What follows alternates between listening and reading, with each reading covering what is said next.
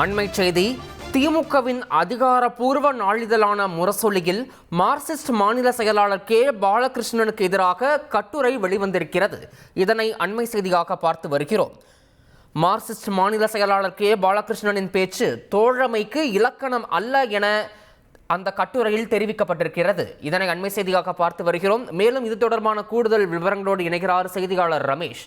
ரமேஷ், வணக்கம். முரசொலியில் வெளியாகி இருக்கக்கூடிய அந்த கட்டுரையில் எந்த மாதிரியான விஷயங்கள் குறிப்பிடப்பட்டிருக்கின்றன? உங்களுடைய தகவல். வணக்கம். திமுக ஆட்சிக்கு எதிரான சதி கூட்டத்துக்கு தீனி போட தொடங்கியிருக்கிறார் மார்க்சிஸ்ட் கம்யூனிஸ்ட் கட்சியின் மாநில செயலாளர் கே பாலகிருஷ்ணன் என்றும், கே பாலகிருஷ்ணனின் பேச்சு கூட்டணிக்கு இலக்கணம் அல்ல, தோழமைக்கு இலக்கணமாக இல்லை என்றும் திமுகவின் அதிகாரப்பூர்வ நாளேடான முரசொலி நாளிதழில் கே பாலகிருஷ்ணனுக்கு கண்டனம் தெரிவித்து ஒரு கட்டுரை ஒன்று வெளியாகியிருக்கிறது. அதாவது, அண்ணா பல்கலைக்கழக வளாகத்தில் மாணவி பாலியல் வன்கொடுமை செய்யப்பட்ட விவகாரத்தில் கருத்து தெரிவித்திருந்த மார்க்சிஸ்ட் கம்யூனிஸ்ட் கட்சியின் மாநில செயலாளர் கே பாலகிருஷ்ணன் தமிழகத்தில் அறிவிக்கப்படாத எமர்ஜென்சி என்று சொல்லக்கூடிய அவசர நிலை அமலுக்கு வந்துள்ளதா என்று கேள்வி எழுப்பியிருந்தார்.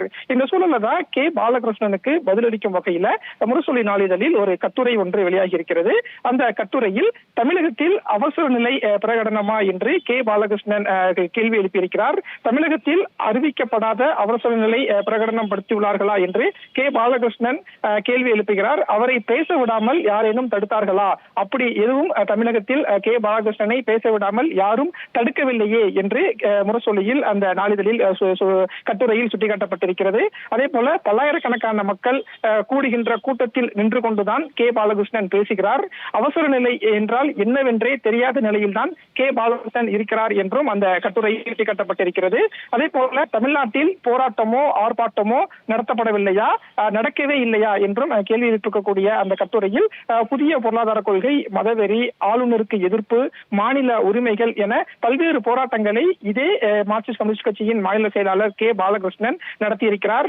எனவே போராட்டம் நடத்த உரிமை இல்லையா என்று மார்க்சிஸ்ட் கம்யூனிஸ்ட் கட்சியின் மாநில செயலாளர் கே பாலகிருஷ்ணன் கேட்கும் போது ஒரிஜினல் கே பாலகிருஷ்ணன் தான் இப்படி கேட்கிறாரா என்ற கேள்வி எழ தோன்றுகிறது என்றும் அந்த அறிக்கையில் சுட்டிக்காட்டப்பட்டிருக்கிறது.